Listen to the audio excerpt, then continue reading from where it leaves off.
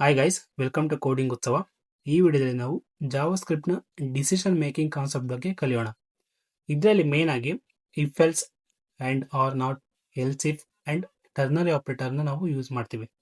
If else ಒಂದು main decision ಮೇಕಿಂಗ್ಗೆ use ಮಾಡ್ತೀವಿ ಆ್ಯಂಡ್ ಎಲ್ಸ್ ಇಫ್ ಒಂದು ಇದರಲ್ಲೇ ಯೂಸ್ ಮಾಡ್ತೀವಿ, ಬಟ್ ಅದು ಮಲ್ಟಿಪಲ್ ಕಂಡೀಷನ್ನ ಚೆಕ್ ಮಾಡೋಕ್ಕೆ ಯೂಸ್ ಮಾಡ್ತೀವಿ. ಆ್ಯಂಡ್ ಆರ್ ನಾಟ್ ಒಂದು ಲಾಜಿಕಲ್ ಆಪರೇಟರ್. ಅದು ಹೇಗೆ ವರ್ಕ್ ಆಗುತ್ತೆ ಅಂತ ಮುಂದೆ ನೋಡೋಣ. ಆ್ಯಂಡ್ ಟರ್ನರಿ ಆಪರೇಟರ್ ಬಂದು ಸೇಮ್ ಇಫ್ ಎಲ್ಸೇನೆ, ಬಟ್ ಅದನ್ನ ಶಾರ್ಟ್ ಫಾರ್ಮ್ ಆಗಿ ಬರಿತೀವಿ. ಓಕೆ, ಈಗ ಒಂದೊಂದಾಗಿ ಎಕ್ಸಾಂಪಲ್ ನೋಡೋಣ. ಫಸ್ಟ್ ಬಂದು ಇಫ್ ಎಲ್ಸ್. ಇಫ್ ಎಲ್ಸ್ ಅಂದರೆ ಒಂದು ಕಂಡೀಷನ್ ಚೆಕ್ ಮಾಡುತ್ತೆ. ಕಂಡೀಷನ್ ಚೆಕ್ ಮಾಡಿ ಒಂದು ಡಿಸಿಷನ್ ತಗೊಳುತ್ತೆ.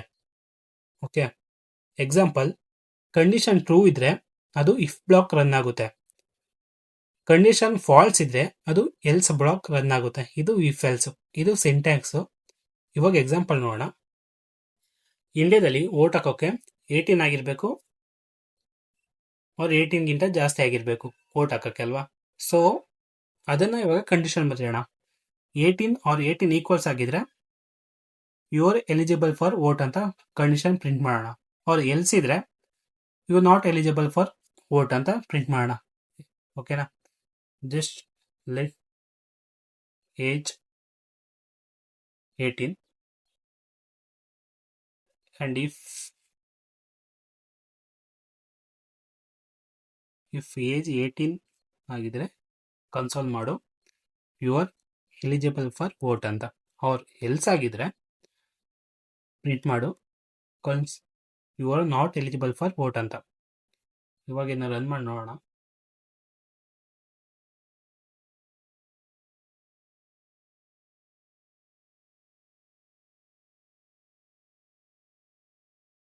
ರನ್ ಆಗ್ತಿದೆ. ಸಾರಿ, ಇಲ್ಲೇನಾಗಿದೆ, ನಾವು ಕಂಡೀಷನ್ನು ಈಕ್ವಲ್ಸು 18 ಅಂತ ಕೊಟ್ಟಿದ್ದೀವಿ. So you are eligible to vote ಅಂತ ಪ್ರಿಂಟ್ ಆಗ್ತಿದೆ. ಅದೇ ನಾವಿಲ್ಲಿ 17 ಕೊಟ್ಟರೆ you are not eligible to vote. ಓಕೆನಾ? ಇದು ಇಫ್ ಎಲ್ಸ್ ಕಂಡೀಷನು. ಒಂದು ಟ್ರೂ ಆರ್ ಫಾಲ್ಸ್ ಪ್ರಿಂಟ್ ಆಗುತ್ತೆ ನೀವು ಕಂಡೀಷನ್ ಕೊಟ್ಟೋದ್ಮೇಲೆ. ನೆಕ್ಸ್ಟ್ ಒಂದು ಎಲ್ಸ್ ಕಂಡೀಷನ್ನು. ಎಲ್ಸ್ ಇಫ್ ಅಂದರೆ ಒಂದು ಮಲ್ಟಿಪಲ್ ಕಂಡೀಷನ್ ನೋಡೋದು. ಎಕ್ಸಾಂಪಲ್, ನಾವಿಲ್ಲಿ ಇಫ್ ಎಲ್ಸ್ ಅಲ್ಲಿ ಎರಡೇ ಕಂಡೀಷನ್ ಹಾಕಿದ್ವಿ, ಒಂದು ಇಫ್ ಮತ್ತೆ ಎಲ್ಸ್. ಅದೇ ನಾವು ಎಲ್ಸ್ ಇಫ್ ತಗೊಂಡ್ರೆ ಮಲ್ಟಿಪಲ್ ಕಂಡೀಷನ್ ಹಾಕ್ಬೋದು. ಅಂದ್ರೆ ಎಷ್ಟು ಬೇಕಾದ್ರೂ ನೀವು ಕಂಡೀಷನ್ ತಗೋಬಹುದು. ಅದು ಹೇಗೆ ಚೆಕ್ ಮಾಡುತ್ತೆ ಅಂತ ನೋಡೋಣ. ಲೆಟ್ ಒಂದು ಮಾರ್ಕ್ಸ್ ತಗೋಣ. ಒಂದು ಸ್ಟೂಡೆಂಟು ಮಾರ್ಕ್ಸ್ ಗ್ರೇಡ್ ತಗೋಣ. ಲೈಕ್ 90 or 90ಯಿಂದ ಜಾಸ್ತಿ ಇದ್ರೆ ಎ ಗ್ರೇಡ್, 60ಯಿಂದ 60ಗಿಂತ ಜಾಸ್ತಿ ಇದ್ರೆ ಬಿ ಗ್ರೇಡ್, ಆ ಥರ ತಗೋಣ. ಇಫ್ 90 or 90 ಈಕ್ವಲ್ಸ್ ಇದ್ರೆ ಅವನು ಎ ಗ್ರೇಡ್, ಅವ್ರ 60 ಮೇಲಿದ್ರೆ ಗ್ರೇಡ್ ಬಿ,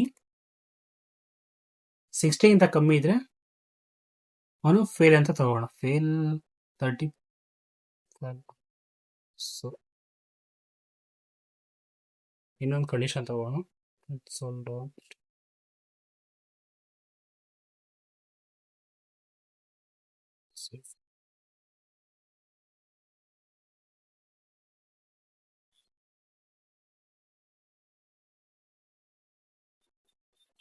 35 ಅಲ್ವಾ ಪಾಸ್ ಮಾರ್ಕ್ಸ್.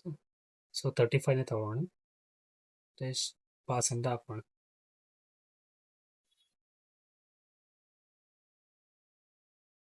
ಓಕೆನಾ? ಇದನ್ನ ಇದು ಬೇಕಾ ಬೇಡ ಕಮೆಂಟ್ ಮಾಡೋಣ. ಇವಾಗ ಇಲ್ಲಿ ನೋಡಿದ್ರೆ ಇದು ಹೇಗೆ ಕಂಡೀಷನ್ ಚೆಕ್ ಮಾಡುತ್ತೆ ಅಂದರೆ, ಫಸ್ಟು ಈ ಕಂಡೀಷನ್ ಚೆಕ್ ಆಗುತ್ತೆ ಇದಕ್ಕೆ ಟ್ರೂ ಇದೆಯಾ ಅಂತ. ಸೊ ಅದು ಟ್ರೂ ಇದೆ, ಅದು ಪ್ರಿಂಟ್ ಆಗುತ್ತೆ. ಅದು ಟ್ರೂ ಇಲ್ಲ ಅಂದರೆ ನೆಕ್ಸ್ಟ್ ಕಂಡೀಷನ್ಗೆ ಹೋಗುತ್ತೆ, ಇದು ಚೆಕ್ ಮಾಡುತ್ತೆ. ಇದು ಟ್ರೂ ಇದ್ರೆ ಇದು ಪ್ರಿಂಟ್ ಆಗುತ್ತೆ. ಅದು ಟ್ರೂ ಇಲ್ಲ ಅಂದರೆ ನೆಕ್ಸ್ಟ್ಗೆ ಹೋಗುತ್ತೆ.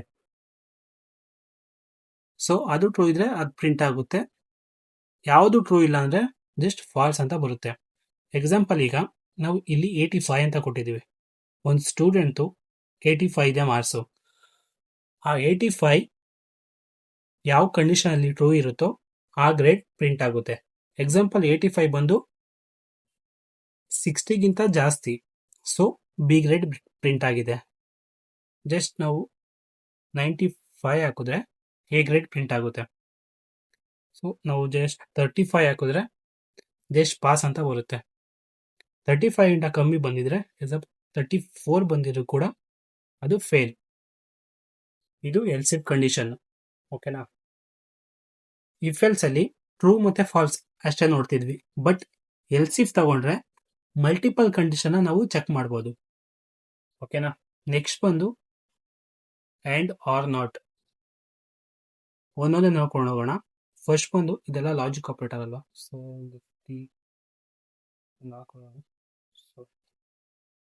ಇದನ್ನ ಫಸ್ಟ್ ಬಂದು ಆ್ಯಂಡ್ ಇಲ್ಲಿ ಬೇರೆ ಬೇರೆ ಕಂಡೀಷನ್ ಚೆಕ್ ಮಾಡುವುದು. ಆ್ಯಂಡ್ ಆರ್ ನಾಟ್ ಅನ್ನೋದು ಬೇರೆ ಬೇರೆ. ಓಕೆನಾ.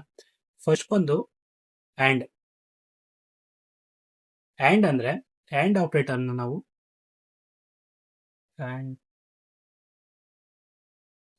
ಆ್ಯಂಡ್ ಸಿಂಬಲ್ ಇಂದ ಯೂಸ್ ಮಾಡ್ತೀವಿ. ಇದರಲ್ಲಿ 2 ಕಂಡೀಷನ್ ಕೂಡ ಟ್ರೂ ಆಗಿರ್ಬೇಕು. ನಾವು 2 ಕಂಡೀಷನ್ ಕೊಡ್ತೀವಿ, ಆ 2 ಕಂಡೀಷನ್ ಕೂಡ ಟ್ರೂ ಆಗಿದ್ರೆ ಮಾತ್ರ ಅದು ಟ್ರೂ ಅಂತ ರನ್ ಆಗುತ್ತೆ, ಇಲ್ಲ ಅಂದ್ರೆ ಅದು ಫಾಲ್ಸ್ ಆಗುತ್ತೆ. ಇವಾಗ ಎಕ್ಸಾಂಪಲ್ ನೋಡೋಣ.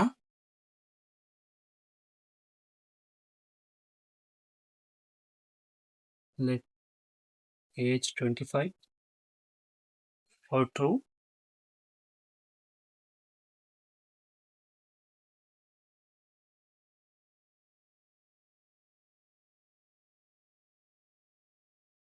ಇಲ್ಲೇ ತಗೊಂಡಿದ್ದೀವಿ. ಸೊ ಜಸ್ಟ್ ಇದೇ ಎಕ್ಸಾಂಪಲ್ ತಗೊಂಡಿದ್ದೀವಿ. ಅವನಿಗೆ ಏಜ್ 25 ಬೇಡ 18 ಅಲ್ವಾ. ಸೊ ಒಬ್ಬ ವ್ಯಕ್ತಿಗೆ ಏಜ್ 18 ಕೂಡ ಆಗಿರ್ಬೇಕು ಅಂಡ್ ಅವನ ಹತ್ರ ವೋಟರ್ ಐ ಡಿ ಕೂಡ ಇದ್ರೆ ಅವನು ವೋಟ್ ಆಗಕ್ಕೆ ಎಲಿಜಿಬಲ್. ಇದನ್ನ ಕಮೆಂಟ್ ಮಾಡೋಣ. ಎಲಿಜಿಬಲ್ ಆಗ್ತಾನೆ. ಅವನ ಹತ್ರ ಯಾವ್ದಾದ್ರು ಒಂದು ಕಂಡೀಷನ್ ಕೂಡ ಫಾಲ್ಸ್ ಆದ್ರೆ ಅದು ಕಂಡೀಷನ್ ಫಾಲ್ಸ್ ಆಗುತ್ತೆ. ಎಕ್ಸಾಂಪಲ್, ಅವನ ಹತ್ರ ಅವನಿಗೆ 18 ಏಜ್ ಆಗಿದೆ ಬಟ್ ಐ ಡಿ ಇಲ್ಲ ಅಂದ್ರೆ ಅವನು ವೋಟ್ ಹಾಕಕ್ಕಾಗಲ್ಲ. ಅಕಸ್ಮಾತ್ ಐ ಡಿ ಇದ್ದು ಏಜ್ ಕಮ್ಮಿ ಇದೆ ಅಂದ್ರೆ 18ಗಿಂತ ಕಮ್ಮಿ ಇದೆ ಅಂದ್ರೆ ಅವನು ವೋಟ್ ಹಾಕೋಕೆ ಆಗಲ್ಲ. ಸೊ ಇದು ಆ್ಯಂಡ್ ಅಂದ್ರೆ 2 ಕಂಡೀಷನ್ ಕೊಟ್ಟಿರ್ತೀವಲ್ಲ, ಆ 2 ಕಂಡೀಷನ್ ಕೂಡ ಟ್ರೂ ಆದ್ರೆ ಮಾತ್ರ ಟ್ರೂ ಪ್ರಿಂಟ್ ಆಗುತ್ತೆ. ಒಂದು ಕೂಡ ಫಾಲ್ಸ್ ಆದ್ರೆ ಅದು ಫಾಲ್ಸ್ ಪ್ರಿಂಟ್ ಆಗುತ್ತೆ. ಇದು ಆ್ಯಂಡ್ ಆಪರೇಟರ್. ಲಾಜಿಕ್ ಆಪರೇಟರ್ ಅಲ್ಲಿ ಆ್ಯಂಡ್ ಆಪರೇಟರ್.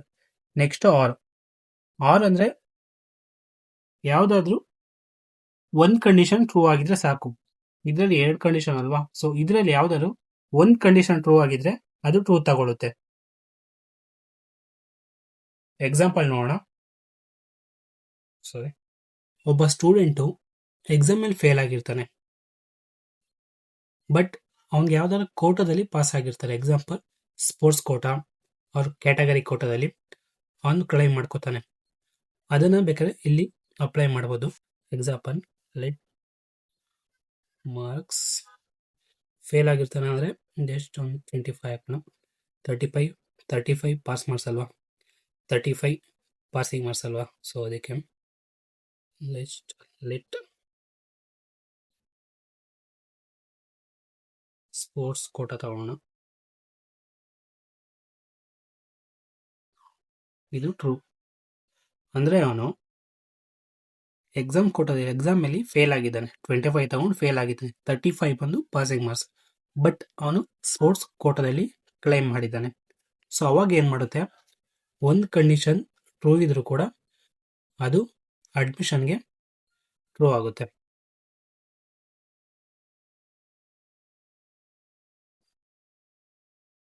ಓಕೆನಾ. ಅವ್ರು 2 ಫಾಲ್ಸ್ ಹಾಕಿದರೆ ಅವನಿಗೆ ನಾಟ್ ಎಲಿಜಿಬಲ್. ಇವಾಗ ಇದನ್ನ ಕಮೆಂಟ್ ಮಾಡೋಣ. ಇವಾಗ ಇಲ್ಲಿ ನೋಡಿದ್ರೆ ಇವಾಗ ಇಲ್ಲಿ ರನ್ ಆಗ್ತಿದೆ you are eligible for admission ಅಂತ. ಆರ್ ಆಪರೇಟರ್ ಅಲ್ಲಿ ಯಾವ್ದಾದ್ರು ಒಂದು ಕಂಡೀಷನ್ ಟ್ರೂ ಆಗಿದ್ರೆ ಸಾಕು. ಆರ್ ಎರಡು ಫಾಲ್ಸ್ ಆಗಿದ್ರೆ ಅದು ಫಾಲ್ಸ್ ಬರುತ್ತೆ. You are not eligible for admission. Or ಎರಡು ಟ್ರೂ ಆಗಿದ್ರೆ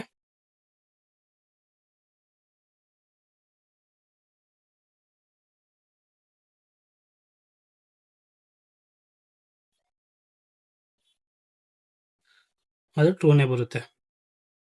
ಓಕೆನಾ? ಇದರಲ್ಲಿ ಯಾವುದಾದ್ರು ಒಂದು ಕಂಡೀಷನ್ ಟ್ರೂ ಆಗಿದ್ರೆ ಸಾಕು, ಇದು ಆರ್ ಆಪರೇಟರ್. ನೆಕ್ಸ್ಟ್ ಬಂದು ನಾಟ್ ಆಪರೇಟರ್.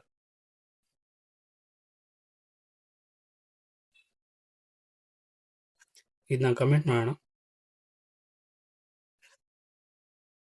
ನಾಟ್ ಆಪರೇಟರ್ ಅಂದರೆ ಟ್ರೂ ಇದ್ರೆ ಫಾಲ್ಸ್ ಆಗುತ್ತೆ, ಫಾಲ್ಸ್ ಇದ್ರೆ ಟ್ರೂ ಆಗುತ್ತೆ. Reverse operator, reverse boolean value ಅಂತ ಕೂಡ ಕರಿಬೋದು. ಅಂದರೆ ಬೂಲಿಯನ್ ಅಂದರೆ ಟ್ರೂ ಫಾಲ್ಸ್ ಅಲ್ವಾ. ಸೊ ಎಕ್ಸಾಂಪಲ್ ಇನ್ನೂ ಈಸಿಯಾಗಿ ಅರ್ಥ ಮಾಡ್ಕೊಬೇಕಂದ್ರೆ, ಟ್ರೂ ಇದ್ರೆ ಫಾಲ್ಸ್ ಆಗುತ್ತೆ, ಫಾಲ್ಸ್ ಇದ್ರೆ ಟ್ರೂ ಆಗುತ್ತೆ. ಇದ್ರ ಎಕ್ಸಾಂಪಲ್ ನೋಡೋಣ. Example, let is raining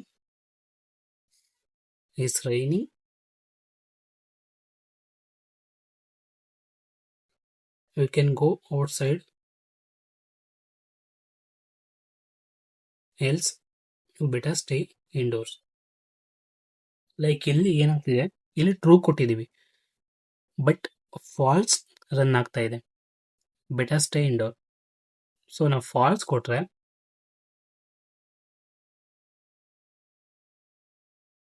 you can go outside, true run ಆಗುತ್ತೆ. ನಾನು ಅವಾಗ ಹೇಳಿದೆ ಇಲ್ಲಿ ಸಿಂಟ್ಯಾಕ್ಸ್ ಅಲ್ಲಿ ಇಫ್ ಅನ್ನೋದು ಟ್ರೂದು, ಇಫ್ ಅನ್ನೋದು ಟ್ರೂ ಕಂಡೀಷನ್ನು, ಎಲ್ಸ್ ಅನ್ನೋದು ಫಾಲ್ಸ್ ಕಂಡೀಷನ್. ಸೊ ಇಲ್ಲಿ ಇದು ಟ್ರೂ, ಇದು ಫಾಲ್ಸ್ ಅಲ್ವಾ. ಸೊ ಫಾಲ್ಸ್ ಕೊಟ್ಟಿದ್ದೀನಿ, ಟ್ರೂ ರನ್ ಆಗ್ತಿದೆ. ಟ್ರೂ ಕೊಟ್ರೆ ಇಲ್ಲಿ ಫಾಲ್ಸ್ ರನ್ ಆಗುತ್ತೆ. ಇದು not operator, like reverse operator ಅಂತ ಕೂಡ ಕರಿಬೋದು. ಟ್ರೂ ಇದ್ರೆ ಫಾಲ್ಸ್ ರನ್ ಆಗುತ್ತೆ, ಫಾಲ್ಸ್ ಇದ್ರೆ ಟ್ರೂ ರನ್ ಆಗುತ್ತೆ. ಓಕೆ, ನೆಕ್ಸ್ಟ್ ಬಂದು ಟರ್ನರಿ ಆಪರೇಟರ್. ಟರ್ನರಿ ಆಪರೇಟರ್ ಬಂದು ಸೇಮ್ ಇಫ್ ಎಲ್ಸ್ ಥರನೇ ಬಟ್ ಶಾರ್ಟ್ ಆಗಿ ಬರಿತೀವಿ. ಎಕ್ಸಾಂಪಲ್ ನೋಡೋಣ. ಅವಾಗೆ ತೊಗೊಂಡಿದ್ವಲ್ಲ, ಯಾವುದು ಸಿಂಪಲ್ ಆಗಿದ್ದು, ಓಟ್ಗೆ ಎಲಿಜಿಬಲ್ ಇದೆಯಾ ಇಲ್ವಾ ಅಂತ ಚೆಕ್ ಮಾಡೋದು, ಅದನ್ನೇ ತಗೋಣ. ಲೈಕ್ ನಾವು ನಾರ್ಮಲ್ ಇಫ್ ಎಲ್ಸ್ ಅಲ್ಲಿ ಬರಿಬೇಕಂದ್ರೆ ಹೀಗೆ ಬರಿತೀವಿ, ಬಟ್ ಅದೇ ನಾವು ನಿಮಗೆ ಲೈಕ್ ಇದ್ರ ಕೆಳಗಡೆನೆ ಬರೆಯೋಣ, ನಿಮ್ಗೆ ಅವಾಗ ಅರ್ಥ ಆಗುತ್ತೆ. ನಾನು ಕಮೆಂಟ್ ಮಾಡ್ತೀನಿ.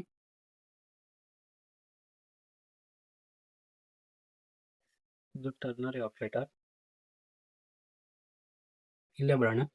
ಏನಕ್ಕೆ ಅಂದರೆ ಡಿಫ್ರೆಂಟ್ ಗೊತ್ತಾಗುತ್ತೆ ಅವಾಗ. ನಾರ್ಮಲ್ ಇಫ್ ಎಲ್ಸ್ಗೂ ಟರ್ನರಿ ಇಫ್ ಎಲ್ಸ್ಗೂ ಡಿಫ್ರೆನ್ಸ್ ಏನು ಅಂತ ಗೊತ್ತಾಗುತ್ತೆ. ಇದು ಸಿಂಟ್ಯಾಕ್ಸ್ ಬಂದು ಕಂಡೀಷನ್ ಕೊಡ್ತೀವಿ. ಇಲ್ಲಿ ಫಸ್ಟ್ ಕಂಡೀಷನ್ ನಾವು ಬರೆಯೋದು ಟ್ರೂ ಆಗಿ ಕನ್ಸಿಡರ್ ಆಗುತ್ತೆ, ಸೆಕೆಂಡ್ ಬರೆಯೋದು ಅದು ಫಾಲ್ಸ್ ಆಗಿ ಕನ್ಸಿಡರ್ ಆಗುತ್ತೆ. ಇಲ್ಲಿ ನಾವು ಇಫ್ ಎಲ್ಸ್ ತಗೋತೀವಿ, ಇಫ್ಗೆ ಟ್ರೂ ಅಂತ ಕೊಡ್ತಾ ಇದ್ವಿ, ಎಲ್ಸಿಗೆ ಫಾಲ್ಸ್ ಕೊಡ್ತಾ ಇದ್ವಿ. ಬಟ್ ಇದರಲ್ಲಿ ಜಸ್ಟ್ ಇಲ್ಲಿ ಟ್ರೂ ಕಂಡೀಷನ್ ಹಾಕ್ತೀವಿ, ನೆಕ್ಸ್ಟ್ ಇಲ್ಲಿ ಕೋಲನ್ ಹಾಕಿ ಅಂಡ್ ಫಾಲ್ಸ್ ಕಂಡೀಷನ್ ಬರೀತೀವಿ. ಜಸ್ಟ್ ನಾವಿಲ್ಲಿ ಸೆಂಟರ್ ಅಲ್ಲಿ ಕೋಲನ್ ಹಾಕ್ತೀವಿ ಅಷ್ಟೇ. ಓಕೆನಾ? ನೆಕ್ಸ್ಟ್ ಇದಕ್ಕೆ ಎಕ್ಸಾಂಪಲ್ ನೋಡೋಣ. ಫಸ್ಟ್ ಲೆಟ್ ಏಜ್, ಅದರ ಏಜ್ 1 ಅಂತ ತಗೊಳ್ಳೋಣ. ಏನಕ್ಕೆ ಅಂದರೆ ಫಸ್ಟ್ ಅಲ್ಲಿ ಏಜ್ ಅಂತ ತಗೊಂಡಿದ್ದೀವಿ. ಸೊ ಒಂದೇ ಥರ ವೇರಿಯೇಬಲ್ ತಗೊಂಡ್ರೆ ಎರರ್ ಬರುತ್ತೆ. So age 1 18, let eligible let age 1 just eligible or not eligible ಅಂತ ತಗೊಳ್ಳೋಣ.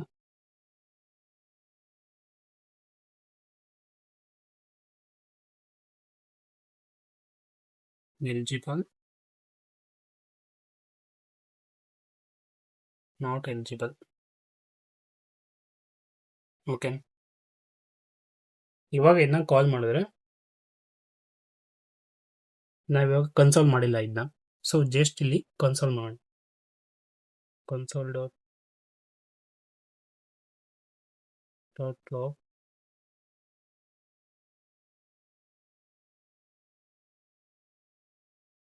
ಎಲಿಜಿಬಲ್. ಇವಾಗ ನೋಡಿದ್ರೆ ಜಸ್ಟ್ ಎಲಿಜಿಬಲ್ ಅಂತ ಬರ್ತಿದೆ. ಸೊ ನಾವು ಅವಾಗ ಇಫ್ ಎಲ್ಸ್ ಕಂಡೀಷನ್ನ ಯೂಸ್ ಮಾಡಿದ್ವಿ. ಲೈಕ್ ಇಫ್ ಎಲ್ಸ್ ಏಜ್ ಇಲ್ಲಿ 17 ಕೊಟ್ಟಿದ್ದೀವಿ, ಸೊ ಅದಕ್ಕೆ ಇಲ್ಲಿ ನಾಟ್ ಎಲಿಜಿಬಲ್ ಅಂತ ಬರ್ತಿದೆ. ಸೊ ಇಲ್ಲಿ ನಾವಿಲ್ಲಿ 18 ಕೊಟ್ಟಿದ್ದೀವಿ, ಇದನ್ನ ನಾವು ಚೇಂಜ್ ಮಾಡಿದ್ರೆ ನಾಟ್ ಎಲಿಜಿಬಲ್ ಆಯ್ತು. ಸೊ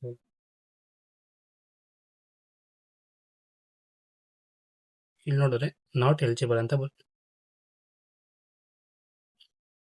ನಾಟ್ ಎಲಿಜಿಬಲ್ ಅಂತ ಬರ್ತಿದೆ. ಸೊ ಇವೆರಡು ಒಂದೇ ಥರ, ಬಟ್ ಇದನ್ನ ಇಫ್ ಎಲ್ಸ್ ಅಲ್ಲಿ ಯೂಸ್ ಮಾಡ್ತೀವಿ.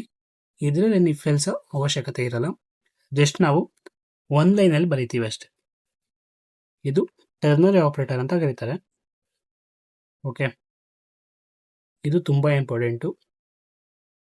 ಫಸ್ಟ್ ನಾವೇನು ಮಾಡಿದ್ವಿ, if else just if else ನೋಡಿದ್ವಿ, decision making statement.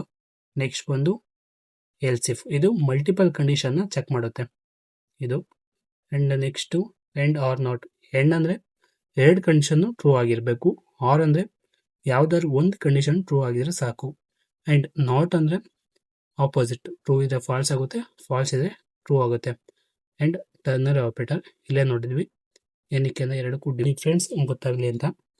Ternary operator ಅಂದರೆ ಏನಿಲ್ಲ, ಇಫ್ ಎಲ್ಸ್ ಬರ್ತೀವಲ್ಲ ಅದು ಶಾರ್ಟ್ ಫಾರ್ಮಾಗಿ ಬರೆಯೋದು ಅಷ್ಟೇ. ಇದನ್ನ ಪ್ರಾಕ್ಟೀಸ್ ಮಾಡಿ. ನೆಕ್ಸ್ಟ್ ವಿಡಿಯೋದಲ್ಲಿ ಸಿಗೋಣ. Thank you.